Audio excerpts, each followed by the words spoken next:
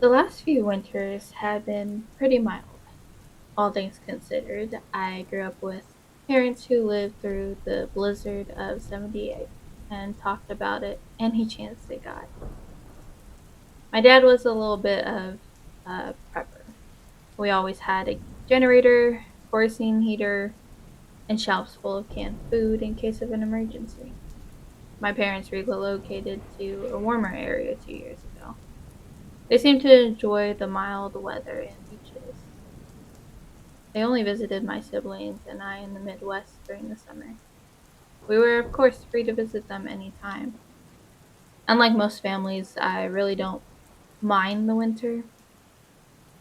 I wasn't particularly sensitive to cold and enjoyed the way the world slowed down, at least after the holidays. My phone rang, waking me up from a dead sleep. I rubbed my eyes, annoyed that someone was calling at 8 o'clock sharp on a Sunday. Hey, Dad, I answered. Hey, son, how are you? I yawned, pretty tired. Is everything okay? I asked. Of course, I was hoping his call was nothing serious, but at the same time, I wasn't very happy about getting woken up so early. Dad must have sensed the slight annoyance in my voice. Sorry to call so early, but I wanted to give you a heads up about the cold weather coming up. I was confused. Winter weather was typical in the Midwest. Obviously, some years were worse than others, but it wasn't like some of the southern states, where the world shuts down for an inch of snow. Okay, what's up? I asked. Dad immediately launched into a long explanation about how this weekend would be some of the coldest weather we've ever seen and gave me tips on protecting my home and car from the effects of cold. I silently nodded along, too tired to register a lot of it. Oh no, I knew the drill. Change the furnace filter, don't alternate temperatures on the thermostat, let the water drip to avoid pipes freezing, keep emergency supplies on hand in case of an outage. I know you know all this, son. It's just the dad in me wanting to remind you. I began to feel guilty. Here I was annoyed at getting a call so early, but he was doing everything just to look out for me, even though I'm 28 and several states away. Thanks, Dad, I got it. Hey, one more thing, he said. There was a long pause, then he hesitated. The world gets a little, well, let's just say things can get a little different when the weather's like this, especially for days at a time. Double that if the power goes out. You can't be too careful. This felt weird, but I just assumed he was talking about crimes like looting and break ins. I assured him I could handle it, then promptly got off the phone to get more sleep. Later that evening, I remembered what my dad had told me. The weather alerts were already showing up on my phone. If anything, the forecast was only getting worse. Snow and ice were predicted on top of an extreme cold. I made a trip to the local farm supply store and picked up an extra flashlight and some more canned food. I was trying to avoid the grocery store at all costs because it was usually mobbed right now. Before heading to bed, I made sure to let the taps drip, changed the furnace filter, and charged my extra power bank. My boss called and let me know not to come in tomorrow. I was pleasantly surprised. Work hadn't been called for weather since I'd worked there. I put on a movie and drifted off to sleep. The next morning, I woke up to my alarm. Of course, I hadn't remembered to turn it off. I grumbled and shut it off. The house felt chilly. I got up to turn up the heat when I realized the lights were all off. Power was already out. I looked outside. Snow blanketed the yard and my car, and it continued to fall. I opened the curtains to let in the natural light and locate my kerosene heater. I figured I would wait a while to start it to conserve fuel. I had a pretty decent day. I started off, I stayed on my phone as much as possible, but at the same time, I was trying to save some of the remaining battery. I did check in with a few friends and family who luckily were okay. Everyone in the village was without power and no one knew when it was coming back on. I spent most of the day cleaning and reading. I decided to head to bed early. I needed to save the candles, and there wasn't much to do anyway. My dog, Arlo, started barking. He was still a puppy and was always on edge during bad weather, so I didn't think much of it. But just as I was heading to bed, I heard a faint knock on my door. It was so light that if I hadn't been standing there just a few feet away, I wouldn't have heard it. I froze. By this point, Arlo had retreated to the bedroom. I debated opening the door. I lived out of town, and although I had neighbors, they were pretty far away, definitely out of earshot. But I knew if I was stranded or broken down in this weather, I would want someone to help me. So I took a deep breath and opened the door. A woman who looked roughly my age stood there in a black cloak and jeans covered in snow. Her lips were almost blue from the cold. She stammered something about being lost. I glanced around and didn't see a car or anyone else. I hesitantly invited her in. I was normally smarter than this. I knew better than to let strangers into my home, especially after dark, but this felt like a life or death situation. I handed her a quilt as she sat on the couch. I tried to figure out where she was going, but her answers were vague and non committal. She barely said anything at all. From what I could gather, she didn't have a phone or a car and was headed home, but didn't seem to know where home was. Is there someone I can call for you? I asked. She nodded. I unlocked my phone and handed it to her. She slowly typed in the number, then waited. Then closed the number, closed the phone, and handed it to me. No service, she said. I nodded. Last I had checked, I was still able to use my phone and data, but maybe now it was out due to the weather. I heard Arlo's low growl from the bedroom. I tried to call him over to calm him, but he wouldn't budge. What's your name? I asked. She provided it. I offered her water and a granola bar, and she accepted. I brought her the snack and drink and told her I'd be right back. Once I was out of sight, I googled her name out of curiosity. No social media or criminal records appeared, but something else did. She was listed as a missing person a few counties over. She'd been missing for almost a year. I tried calling my brother, but the call wouldn't go through. I tried calling the police too, but the call didn't go through either. I checked my call history to see what number she dialed. It appeared to be a bunch of digits, probably at least 15, in what looked like a random order with no area code. Frustrated, I put my phone back in my pocket and returned to the living room. The strange woman was gone. The front door was wide open and the snow and cold blew into the foyer. Damn it, I exclaimed, shivering. I looked outside and there was no trace of her. Oddly enough, not even footprints. I stepped outside and called out to her with no response. I shut the door and deadbolted it. I paced for a few minutes, trying to figure out what to do. If I didn't look for her, she could freeze to death. She was obviously disoriented and likely in danger. Frustrated at the prospect of having to go back outside, I put my boots and coat on. My car was covered in a thick layer of snow and ice. I could barely get the door open. It wouldn't start.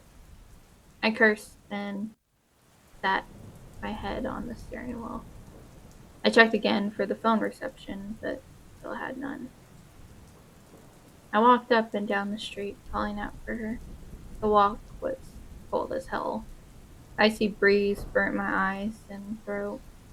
My hands and feet were going numb despite wearing gloves and winter boots. I decided to head home. There was no point in getting frostbite to find someone who probably didn't want to be found. I couldn't let go of the sick feeling that I could be the only thing standing between her and hyperthermia. As I treaded home, darker thoughts clouded in my mind. What if Blaine was kidnapped and the perpetrators were using her to lure in new victims to be robbed or worse? I tried to push this out of my mind. I put on the warmest thermals and pajamas once I got home. Arlo was still on edge, so I patted him until he drifted off to sleep. My journey to sleep wasn't as easy. Every time I started to drift off, I'd immediately pictured a woman lost in the woods, shivering and crying. Finally, I fell into a more restful, dreamless sleep. My eyes shot open to the shrill sound of Arlo's bark. It was almost 2 a.m. I shushed him, but he wouldn't stop. I listened. In between barks, I heard a scratching noise. The sound was coming from my bedroom window. Probably some kind of animal, I reasoned. Still half asleep and not using my best judgment, I peered through the blinds. At first, I couldn't see anything in the darkness, but just as I was about to go back to bed, I noticed something. My eyes adjusted rapidly as if kicking into survival mode. Another human eye met mine. I cursed and jumped back. I could see the outline of the man on the other side of the window. Ice and snow glistened from his eyelashes and beard. I turned away, frantically reaching for my flashlight. The strange sound of fingernails scraping on the ice-covered window filled the room. "Who are you?" I yelled. There was no response. I called out again, but again he didn't respond. I debated what to do. The man clearly looked like he was in trouble, but I also had a hard time believing anyone trying to pry open a window on a random house that had good intentions. The scratching sound finally stopped. I waited a few seconds, then opened the blinds and shined my flashlight. What I saw was gruesome. The man standing at my window only a few minutes before was as still as a statue. His entire body was covered in ice, including his eyes, which faded forward with no movement. No breath escaped his lips. He was frozen solid. I gasped, trying to catch my breath. I opened my eyes. I was laying in bed. My phone was ringing. I sighed with relief. It was a dream. My brother's name lit up my phone screen. "Hello?"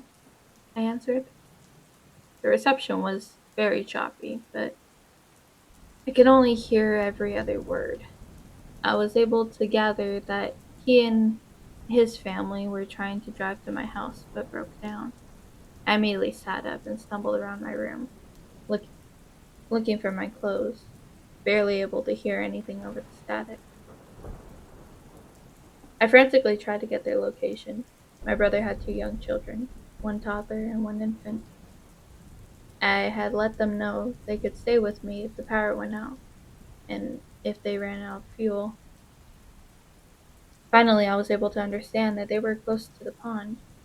The pond was within walking distance from my house, and I often took Arlo for walks there when it was nicer out. I ended the call and donned my winter gear once more. I packed an extra flashlight and headed out. The walk to the pond normally took 5 minutes, but it took me almost 15 minutes because of the snow and wind. I finally approached the pond, but saw no sign of their car. I repeatedly tried to call him, but the call kept dropping. I circled the pond, looking for any sign of my brother and his family. I hoped that he would know better than to walk away from the car, but maybe he went to get help. Help me, I heard a soft voice. It sounded like a child, but it wasn't either of my nephews. I paused. Help me, I heard it again. The tone of the voice didn't seem to match the urgency of being stranded in this freezing hellscape. It was monotone, devoid of emotion and urgency. I continued around the pond when I hit a patch of ice. I slipped and fell, landing only a few inches from the pond. I knew getting water anywhere on my body right now could lead to hypothermia. I slowly pulled myself up, trying not to slip again, but then I felt something around my ankle. I turned around to see a pale face of what looked like a young boy poking out of the water. Ice and snow covered his face and hair. Despite being in freezing water, he didn't shiver and his movements were slow and deliberate. His eyes were pitch black and his face was so unnaturally pale that the snow and moonlight seemed to reflect off of it. He pulled my ankle, trying to pull me into the freezing water. I frantically kicked and dug my gloved fingers into the snow, pulling away. Finally, I broke free. I heard frantic movement in the water, but I couldn't bring myself to turn and see if he was following me.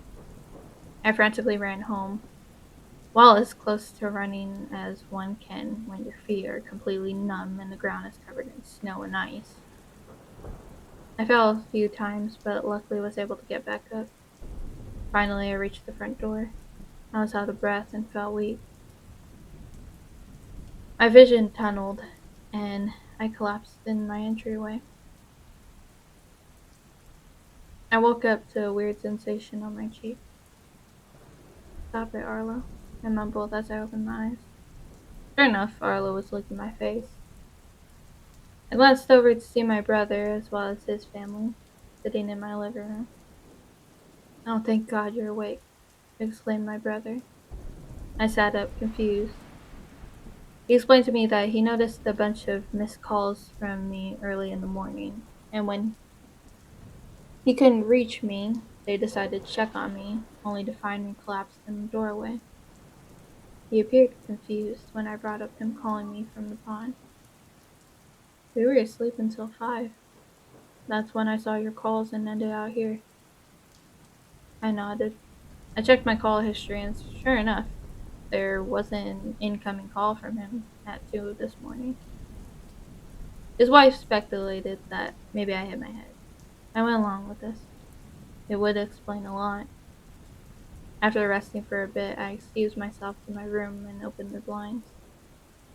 The bright sunlight glinted through the ice. And finally,